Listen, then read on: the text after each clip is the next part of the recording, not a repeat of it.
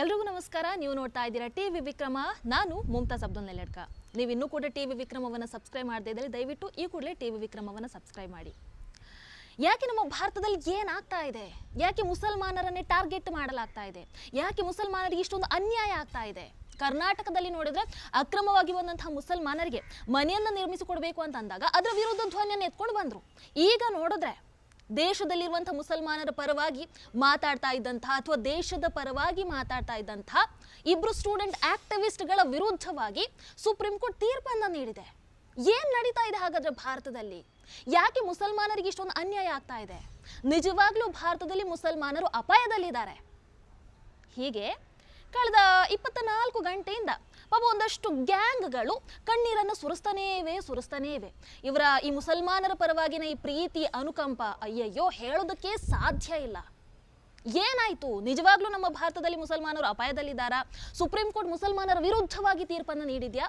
ಪ್ರತಿಯೊಂದನ್ನು ಕೂಡ ಇವತ್ತಿನ ಈ ಸ್ಪಾಟ್ಲೈಟ್ ಕಾರ್ಯಕ್ರಮದಲ್ಲಿ ನಾವು ನೋಡ್ತಾ ಹೋಗೋಣ. ವೀಕ್ಷಕರ, 2020 ದೆಹಲಿ ಗಲಭೆಯ ವಿಚಾರದಲ್ಲಿ ಉಮರ್ ಖಾಲಿದ್, ಅದೇ ರೀತಿ ಶರ್ಜಿಲ್ ಇಮಾಮ್ ಇವರಿಗೆ ಸುಪ್ರೀಂ ಕೋರ್ಟ್ ಜಾಮೀನನ್ನು ನಿರಾಕರಿಸಿರುವಂಥದ್ದು ನಿಮಗೆಲ್ಲರಿಗೂ ಕೂಡ ಗೊತ್ತಿದೆ. ಆ್ಯಂಡ್ ಆ ವಿಚಾರವಾಗಿ ಒಂದಷ್ಟು ಗ್ಯಾಂಗ್ಗಳು ಕಣ್ಣೀರನ್ನು ಸುರಿಸ್ತಾ ಇರುವಂಥದ್ದು ಕೂಡ ನಿಮಗೆ ಗೊತ್ತಿರಬಹುದು.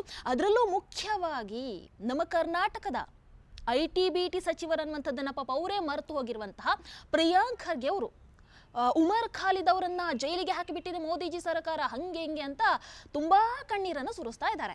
ಸೊ ಇಲ್ಲಿ RSS ವಿರೋಧಿ ಆಗಿರುವಂತಹ ಪ್ರಿಯಾಂಕ್ ಖರ್ಗೆ ಅವರು ಇಷ್ಟೊಂದು ಕಣ್ಣೀರನ್ನು ಸುರಿಸ್ತಾ ಇದ್ದಾರೆ, ಇಷ್ಟೊಂದು ಬೇಸರವನ್ನ ವ್ಯಕ್ತಪಡಿಸ್ತಾ ಇದ್ದಾರೆ ಅಂತ ಅಂದ್ರೆ ಖಂಡಿತವಾಗ್ಲೂ ಆತ ಸಾಮಾನ್ಯ ದೇಶದ್ರೋಹಿ ಅಲ್ಲ, ಬಹಳ ದೊಡ್ಡ ಮಟ್ಟದ ದೇಶದ್ರೋಹಿ ಅಂತ ನನಗೆ ಅರ್ಥ ಆಯಿತು.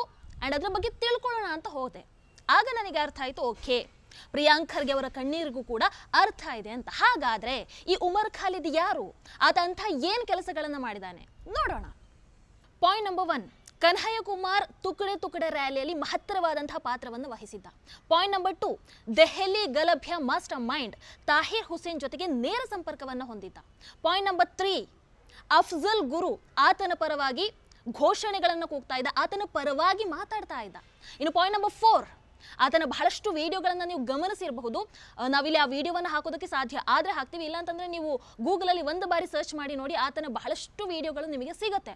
ಅದರಲ್ಲಿ ಒಂದು ವಿಡಿಯೋದಲ್ಲಿ ಆತ ಮಾತಾಡ್ತಾ ಹೇಳ್ತಾನೆ, ಇಂಡಿಯನ್ ಆಕ್ಯುಪೈಡ್ ಕಾಶ್ಮೀರ್ ಅಂತ. ಇಲ್ಲಿ ನಾವೇನು ಹೇಳುವಂಥದ್ದು POK, ಪಾಕ್ ಆಕ್ಯುಪೈಡ್ ಕಾಶ್ಮೀರ್. ಕಾಶ್ಮೀರವನ್ನು ಪಾಕಿಸ್ತಾನ ಆಕ್ಯುಪೈ ಮಾಡ್ಕೊಂಡಿದೆ, ನಮ್ಮ ಕಾಶ್ಮೀರ ಅದು. ಆದರೆ ಆತ ಹೇಳ್ತಾನೆ ಇಂಡಿಯನ್ ಆಕ್ಯುಪೈಡ್ ಕಾಶ್ಮೀರ್ ಅಂದ್ರೆ ಕಾಶ್ಮೀರವನ್ನ ಭಾರತ ವಶಪಡಿಸ್ಕೊಂಡಿದೆ, ಅದು ಪಾಕಿಸ್ತಾನಕ್ಕೆ ಸೇರ್ಬೇಕನ್ನುವಂಥ ಮಾತನ್ನ ಹೇಳ್ತಾನೆ. ಅಂದ್ರೆ ನಿರಂತರವಾಗಿ ಭಾರತ ವಿರೋಧಿ ಹೇಳಿಕೆಗಳನ್ನ ನೀಡ್ತಾ ಇದ್ದ, ಭಾರತ ವಿರೋಧಿ ಕೆಲಸಗಳನ್ನ ಮಾಡ್ತಾ ಇದ್ದ.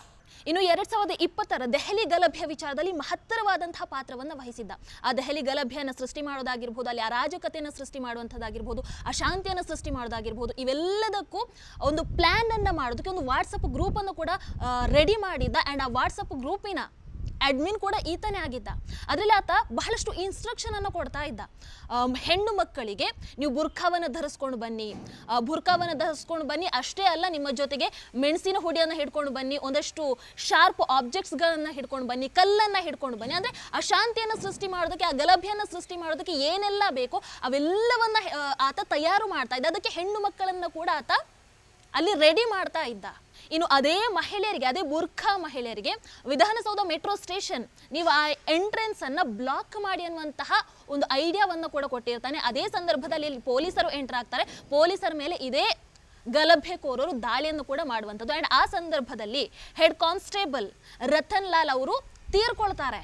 ಅಷ್ಟೇ ಅಲ್ಲ, ACP ಸಂದೀಪ್ ಅವರು ತೀವ್ರವಾಗಿ ಗಾಯಗೊಂಡು ಸುಮಾರು 3 ತಿಂಗಳುಗಳ ಕಾಲ ಕೋಮದಲ್ಲಿ ಇರ್ತಾರೆ. ಅದಾದ ನಂತರ ಅವರು ಚೇತರಿಸಿಕೊಂಡ ನಂತರ ಈ ಒಂದು ಪ್ರಕರಣಕ್ಕೆ ಅವರು ಸಾಕ್ಷ್ಯವನ್ನು ನೀಡ್ತಾರೆ. ಈ ಒಂದು ಪ್ರಕರಣದ ದಿಕ್ಕನ್ನೇ ಬದಲಿಸಿ ಬಿಡ್ತಾರೆ. ಇನ್ನು ಇಲ್ಲಿ ಬಹಳಷ್ಟು ಮಂದಿ ಹೇಳ್ತಾರೆ ಉಮರ್ ಖಾಲಿದ್ ಆತನೇ ಹೋಗಿ ಸರೆಂಡರ್ ಆಗ್ತಾನೆ, ಆತ ತನಿಖೆಗೆ ಸಹಕರಿಸ್ತಾನೆ ಅಂತ. ಇದು ಶುದ್ಧವಾದಂತಹ ಸುಳ್ಳು. ಯಾಕಂತಂದ್ರೆ ಆತ 6 ತಿಂಗಳುಗಳ ಕಾಲ ಅಂಡರ್ಗ್ರೌಂಡ್ ಆಗಿದ್ದ. ಡೆಲ್ಲಿ ಸ್ಪೆಷಲ್ ಫೋರ್ಸ್, ಅದೇ ರೀತಿ ಬಿಹಾರ್ STF, ಸೊ ಇವರ ಜಂಟಿ ಕಾರ್ಯಾಚರಣೆಯಲ್ಲಿ ಆತ ಪತ್ತೆ ಆಗುವಂಥದ್ದು. ಅದಾದ ನಂತರ ಆತನನ್ನು ತನಿಖೆಗೆ ಒಳಪಡಿಸುವಂಥದ್ದು. ಇಲ್ಲಿ ಉಮರ್ ಖಾಲಿದ್ ವಿಚಾರವಾಗಿ ಬಹಳಷ್ಟು ಸಾಕ್ಷಿಗಳಿದ್ದಾವೆ. ಆತ ದೇಶ ವಿರೋಧಿ ಕೆಲಸಗಳನ್ನು ಏನು ಮಾಡಿದ್ದಾನೆ ಅಥವಾ ದೇಶ ವಿರೋಧಿ ಹೇಳಿಕೆಗಳನ್ನು ಏನು ನೀಡಿದ್ದಾನೆ, ಅದಕ್ಕೆ ಸಂಬಂಧಪಟ್ಟಂತಹ ನೂರಾರು ದಾಖಲೆಗಳಿವೆ, ನೂರಾರು ಸಾಕ್ಷಿಗಳಿವೆ. ಇಲ್ಲ ಅಂತ ಅಂದ್ರೆ ನಮ್ಮ ದೇಶದ ವೆರಿ ಎಕ್ಸ್ಪೆನ್ಸಿವ್ ಲಾಯರ್ಸ್ ಅಂತ ಹೇಳುವಂತಹ ಇದೇ ಕಪಿಲ್ ಸಿಬಲ್ ಅಥವಾ ಇದೇ ಮನು ಸಿಂಘ್ವಿ ಯಾಕೆ ಅಂಥವರಿಗೆ ಈತನಿಗೆ ಜಾಮೀನನ್ನು ಕೊಡಿಸೋದಕ್ಕೆ ಸಾಧ್ಯ ಆಗಲಿಲ್ಲ. ಇವರಿಂದಾನೇ ಈತನಿಗೆ ಜಾಮೀನನ್ನು ಕೊಡಿಸೋದಕ್ಕೆ ಸಾಧ್ಯ ಆಗಲಿಲ್ಲ ಅಂತ ಅಂದರೆ ಒಂದು ಬಾರಿ ನೀವು ಯೋಚನೆ ಮಾಡಿ, ಉಮರ್ ಖಾಲಿದ್ ಎಂತಹ ದೇಶದ್ರೋಹಿಯಾಗಿದ್ದ, ಆತ ದೇಶದಲ್ಲಿ ಎಂತೆಂತಹ ಗಲಭೆಗಳನ್ನು ಸೃಷ್ಟಿ ಮಾಡೋದಕ್ಕೆ ಕಾರಣಕರ್ತನಾಗಿದ್ದ ಅಂತ. ಇನ್ನು ಶರ್ಜಿಲ್ ಇಮಾಮ್, ಈತನ ಭಾಷಣಗಳನ್ನು ನೀವು ಕೇಳಬೇಕು. ಆ ಭಾಷಣಗಳನ್ನು ಇಲ್ಲಿ ಹಾಕೋದಕ್ಕಾಗತ್ತಾ ಇಲ್ವೋ ಗೊತ್ತಿಲ್ಲ, ಇಲ್ಲಾಂತಂದ್ರೆ ನೀವು ನಿಮ್ಮ ಮೊಬೈಲ್ಗಳಲ್ಲಿ ಸಿಗುತ್ತೆ, ದಯವಿಟ್ಟು ಒಂದು ಬಾರಿ ನೋಡಿ. ಆತ ಹೇಳ್ತಾನೆ, ಅಸ್ಸಾಮನ್ನು ಭಾರತದಿಂದ ಬೇರ್ಪಡಿಸಬೇಕು, ಇನ್ನು ಅಸ್ಸಾಮಿಗೆ ಭಾರತೀಯ ಸೇನೆಯ ಆ ಒಂದು ಪ್ರವೇಶವನ್ನ ನಿರಾಕರಿಸಬೇಕು, ಅಂದ್ರೆ ಒಳಗೆ ಹೋಗೋದಕ್ಕೆ ಬಿಡಬಾರ್ದು. ಇನ್ನು ಚಿಕನ್ ನೆಕ್ಕನ್ನು ಇಂಡಿಯಾದಿಂದ ಕಟ್ ಮಾಡಬೇಕು, ಅದಕ್ಕೆ ಏನೆಲ್ಲ ಮಾಡಬೇಕು, ಯಾವ ರೀತಿಯಾದಂತಹ ಸ್ಟೆಪ್ಸ್ಗಳನ್ನು ತಗೊಳ್ಬೇಕು ಅಂತ ಓಪನ್ ಆಗಿ ಆತ ಭಾಷಣವನ್ನ ಮಾಡ್ತಾನೆ ಅಂತಂದ್ರೆ ಒಂದು ಬಾರಿ ಯೋಚನೆ ಮಾಡಿ. ಅಂಡ್ ಇಂತಹ ದೇಶದ್ರೋಹಿಗಳಿಗೆ ಅಂದ್ರೆ ಭಾರತವನ್ನ ಬೇರ್ಪಡಿಸಬೇಕು, ಒಂದಾಗಿ ಇರಬಾರ್ದು ನಾವು ಅಂತ ಯಾರು ಹೇಳ್ತಾರೋ ಅದೇ ದೇಶದ್ರೋಹಿಗಳ ಪರವಾಗಿ ಇವರುಗಳು ನಿಲ್ತಾರೆ. ಎಸ್ಪೆಷಲಿ ಪ್ರಿಯಾಂಕ್ ಖರ್ಗೆ ಅಂತಹ ನಾಯಕರು ನಿಲ್ತಾರೆ ಅಂತಂದ್ರೆ ವಾಟ್ ಎ ಶೇಮ್. ಅಂಡ್ ಅಂಥವರ ಮನಸ್ಥಿತಿ ಹೇಗಿರ್ಬೋದು ಒಂದು ಬಾರಿ ನೀವೇ ಯೋಚನೆ ಮಾಡಿ. पहले भी दर्ज कर चुका हूं, अगर 5 लाख लोग हमारे पास हो ऑर्गेनाइज्ड तो हम हिंदुस्तान और नॉर्थ ईस्ट को परमानेंटली कट कर सकते हैं, पर हम परमानेंटली नहीं तो कम से कम 1 महीने के लिए तो कट कर ही सकते हैं. मतलब इतना मवाद डालो पटरियों पर, रोड पे, उनको हटाने में 1 महीना लगे, है कि नहीं. जाए एयरफोर्स से, असम को काटना हमारी जिम्मेदारी है. असम और इंडिया कट के अलग हो जाए के लिए, और जितने भी जो भी यहाँ से सप्लाई जा रहा है बंद करो, और वो बंद कर सकते हैं क्योंकि चिकन नेक्स्ट मुसलमानों का है, वो जो इलाका है मुस्लिम अक्सरियत है. ಇನ್ನು ಉಮರ್ ಖಾಲಿದ್ ಅದೇ ರೀತಿ ಶರ್ಜಿಲ್ ಇಮಾಮ್ ಇವರಿಗೆ ಜಾಮೀನನ್ನು ನಿರಾಕರಿಸಿರುವಂಥದ್ದು ಮಹಾದೊಡ್ಡ ತಪ್ಪು, ಸುಪ್ರೀಂ ಕೋರ್ಟ್ ಮಹಾದೊಡ್ಡ ಅಪರಾಧವನ್ನೇ ಎಸಗಿದೆ ಅನ್ನೋ ರೀತಿ ಯಾರೆಲ್ಲ ಮಾತಾಡ್ತಾ ಇದ್ದೀರೋ ಅಥವಾ ಯಾರೆಲ್ಲ ಕಣ್ಣೀರನ್ನು ಸುರಿಸ್ತಾ ಇದ್ದೀರೋ ಅಂಥವ್ರು ದಯವಿಟ್ಟು ಒಂದು ಬಾರಿ IB ಅಧಿಕಾರಿ ಅಂಕಿತ್ ಶರ್ಮಾ ಅವರ ತಾಯಿಯ ಕಣ್ಣೀರನ್ನು ಒಂದು ಬಾರಿ ನೋಡಿ. ಅವತ್ತು ದೆಹಲಿ ಗಲಭೆ ಸಂದರ್ಭದಲ್ಲಿ ಇವರು ಕ್ರೂರವಾಗಿ ಹತ್ಯೆಗೆ ಒಳಗಾಗ್ತಾರೆ. ಆ ಹತ್ಯೆ ಆದ ನಂತರ ಯಾವ ರೀತಿ ಅವರ ಮೃತದೇಹ ಸಿಕ್ಕಿತ್ತು ಅನ್ನುವಂಥದ್ದನ್ನು ನೀವು ಒಂದು ಬಾರಿ ಯೋಚನೆ ಮಾಡಿ. ನಿಮಗೆ ಗೊತ್ತಿದೆ ಅವರ ಮೃತದೇಹ ಹೇಗೆ ಸಿಕ್ಕಿತ್ತು ಅಂತ, ಒಂದು ಫೋಟೋವನ್ನು ಹಾಕ್ತೀನಿ ನೋಡಿ. ಇದಕ್ಕಿಂತ ಹೆಚ್ಚು ನಾನು ಇನ್ನೇನು ಹೇಳೋದಕ್ಕೆ ಸಾಧ್ಯ ಇಲ್ಲ. ಇಂತಹ ದೇಶದ್ರೋಹಿಗಳ ಪರವಾಗಿ ನೀವಿನ್ನೂ ಕೂಡ ಕಣ್ಣೀರನ್ನು ಸುರಿಸ್ತೀರಾ ಅಂತ ಅಂದರೆ ನೀವುಗಳು ಎಂತಹ ದೇಶದ್ರೋಹಿಗಳು, ನೀವು ಎಂತಹ ಕ್ರೂರಿಗಳು ಅನ್ನುವಂಥದ್ದನ್ನು ಹೇಳಬೇಕಾಗಿಲ್ಲ ಅಲ್ವಾ. ವೀಕ್ಷಕರು, ಇನ್ನು ಉಮರ್ ಖಾಲಿದ್ ಅದೇ ರೀತಿ ಶರ್ಜಿಲ್ ಇಮಾಮ್ ಇವರಿಗೆ ಜಾಮೀನನ್ನು ನಿರಾಕರಿಸುವಂತಹ ಸಂದರ್ಭದಲ್ಲಿ ಸುಪ್ರೀಂ ಕೋರ್ಟ್ ಒಂದಷ್ಟು ಮಹತ್ತರವಾದಂತಹ ಹೇಳಿಕೆಯನ್ನು ನೀಡಿದೆ. ಈ ಹೇಳಿಕೆ ಬಹುಶಃ ಮುಂದಿನ ದಿನಗಳಲ್ಲಿ UAPA ಪ್ರಕರಣಗಳ ದಿಕ್ಕನ್ನೇ ಬದಲಿಸಬಹುದು ಅಂತ ಅಂದ್ರೂ ಕೂಡ ಖಂಡಿತವಾಗ್ಲೂ ತಪ್ಪಿಲ್ಲ. ಹಾಗಾದ್ರೆ ಸುಪ್ರೀಂ ಕೋರ್ಟ್ ಏನು ಹೇಳಿದೆ? ಪಾಯಿಂಟ್ ನಂಬರ್ 1, UAPA ಅಡಿಯಲ್ಲಿ ಭಯೋತ್ಪಾದಕ ಕೃತ್ಯ ಅಂತಂದ್ರೆ ಕೇವಲ ದಾಳಿ ಮಾತ್ರ ಅಲ್ಲ ಅಥವಾ ಯುದ್ಧ ಮಾತ್ರ ಅಲ್ಲ, ಅದರ ಬದಲಾಗಿ ನಮ್ಮ ದೇಶದ ಏಕತೆಗೆ, ಅಖಂಡತೆಗೆ, ಸಾರ್ವಭೌಮತ್ವಕ್ಕೆ ಯಾವುದೆಲ್ಲ ಹಾನಿಯನ್ನು ಉಂಟು ಮಾಡುತ್ತೋ ಅವೆಲ್ಲವೂ ಕೂಡ ಭಯೋತ್ಪಾದಕ ದಾಳಿಗಳು ಅಂತಾನೆ ಕನ್ಸಿಡರ್ ಆಗುತ್ತೆ. ಪಾಯಿಂಟ್ ನಂಬರ್ 2, ಕೇವಲ ಹಿಂಸಾಚಾರ ಮಾತ್ರ ಭಯೋತ್ಪಾದಕ ದಾಳಿ ಅಲ್ಲ, ಅದರ ಬದಲಾಗಿ ನಮ್ಮ ದೇಶದ ವ್ಯವಸ್ಥೆಯನ್ನು ಅಸ್ತವ್ಯಸ್ತ ಯಾವುದೆಲ್ಲ ಗೊಳಿಸುತ್ತೋ ಅವೆಲ್ಲವೂ ಕೂಡ ಭಯೋತ್ಪಾದಕ ದಾಳಿ ಅಂತಾನೆ ಕನ್ಸಿಡರ್ ಆಗತ್ತೆ. ಇನ್ನು ಪಾಯಿಂಟ್ ನಂಬರ್ 3, ರಾಷ್ಟ್ರೀಯ ಭದ್ರತೆಗೆ ಸಂಬಂಧಪಟ್ಟಂತಹ ಅಪರಾಧಿಗಳಿಗೆ ಈ ಸಾಮಾನ್ಯ ಜಾಮೀನು ಪ್ರಕ್ರಿಯೆ ಏನಿದೆ ಅದು ಯಾವತ್ತೂ ಕೂಡ ಅನ್ವಯ ಆಗೋದಿಲ್ಲ. ಇನ್ನು ಪಾಯಿಂಟ್ ನಂಬರ್ 4 ಏನಿದೆ, ಕೇವಲ ವಿಚಾರಣೆಯ ವಿಳಂಬ ಇಲ್ಲಿ ಜಾಮೀನು ನೀಡುವುದಕ್ಕೆ ಕಾರಣ ಆಗೋದಿಲ್ಲ. ಯಾಕಂದ್ರೆ ಇಲ್ಲಿ ಭದ್ರತೆ ಅಂದ್ರೆ ದೇಶದ ಭದ್ರತೆಯ ವಿಚಾರ ಆಗಿರೋದ್ರಿಂದ ಕೇವಲ ಅದನ್ನು ಮಾತ್ರ ಕನ್ಸಿಡರ್ ಮಾಡೋದಕ್ಕೆ ಸಾಧ್ಯ ಆಗೋದಿಲ್ಲ. ಇನ್ನು ಪಾಯಿಂಟ್ ನಂಬರ್ 5, ಇಲ್ಲಿ ಉಮರ್ ಖಾಲಿದ್ ಆಗಿರ್ಬೋದು ಅಥವಾ ಶರ್ಜಿಲ್ ಇಮಾಮ್ ಆಗಿರ್ಬೋದು ಇವರ ವಿಚಾರದಲ್ಲಿ ಏನೇನೆಲ್ಲ ಸಾಕ್ಷ್ಯಗಳನ್ನು ನೀಡಿದಾರೋ ಅವೆಲ್ಲವೂ ಕೂಡ ಕನ್ವಿನ್ಸ್ ಆಗಿರೋದ್ರಿಂದ, ಸುಪ್ರೀಂ ಕೋರ್ಟಿಗೆ ಅದು ಕನ್ವಿನ್ಸಿಂಗ್ ಆಗಿರೋದ್ರಿಂದ ಜಾಮೀನನ್ನು ನೀಡೋದಕ್ಕೆ ಇಲ್ಲಿ ನಿರಾಕರಿಸಿದ್ಯೇ ವಿನಃ ಸುಮ್ಮನೆ ಅವರು ಮುಸ್ಲಿಂ ಅನ್ನುವಂತಹ ಕಾರಣವನ್ನ ಕೊಟ್ಟು ಇಲ್ಲಿ ಸುಪ್ರೀಂ ಕೋರ್ಟ್ ಅವರಿಗೆ ಜಾಮೀನನ್ನು ನಿರಾಕರಣೆ ಮಾಡಿರುವಂಥದ್ದು ಅಲ್ಲ. ಅವರು ದೇಶದ್ರೋಹಿಗಳು, ದೇಶವನ್ನ 2 ಭಾಗವಾಗಿ ಮಾಡಬೇಕು ಅನ್ನುವಂತಹ ನಿಟ್ಟಿನಲ್ಲಿ ಕಾರ್ಯಾಚರಣೆಯನ್ನ ಮಾಡ್ತಾ ಇದ್ರು, ಅದರ ಪರವಾಗಿ ಕೆಲಸವನ್ನ ಮಾಡ್ತಾ ಇದ್ರು ಅನ್ನುವಂತಹ ನಿಟ್ಟಿನಲ್ಲಿ ಇಲ್ಲಿ ಜಾಮೀನನ್ನ ನಿರಾಕರಣೆ ಮಾಡಿರುವಂಥದ್ದು.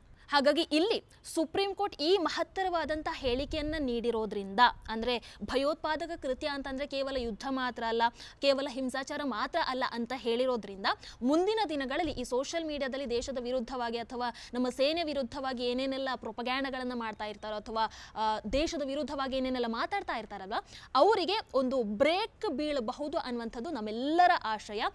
ಇನ್ನು ಯಾರೆಲ್ಲ ಇವತ್ತು ಉಮರ್ ಖಾಲಿದ್ ವಿಚಾರವಾಗಿ ಅಥವಾ ಶರ್ಜಿಲ್ ಇಮಾಮ್ ವಿಚಾರವಾಗಿ ಕಣ್ಣೀರ ಕಣ್ಣೀರನ್ನು ಹಾಕ್ತಾ ಇದ್ದೀರೋ ದಯವಿಟ್ಟು ಇನ್ನಷ್ಟು ಹೆಚ್ಚಿನ ಕಣ್ಣೀರನ್ನು ಸುರಿಸಿ. ಯಾಕೆ ಅಂತ ಅಂದರೆ ಇವತ್ತು ದೇಶದ ಚುಕ್ಕಾಣಿಯನ್ನು ಹಿಡಿದಿರುವಂಥದ್ದು ಯಾವುದೋ ಪಾಕಿಸ್ತಾನಿ ಪ್ರೇಮಿ ಇಟಲಿ ಕುಟುಂಬ ಅಲ್ಲ.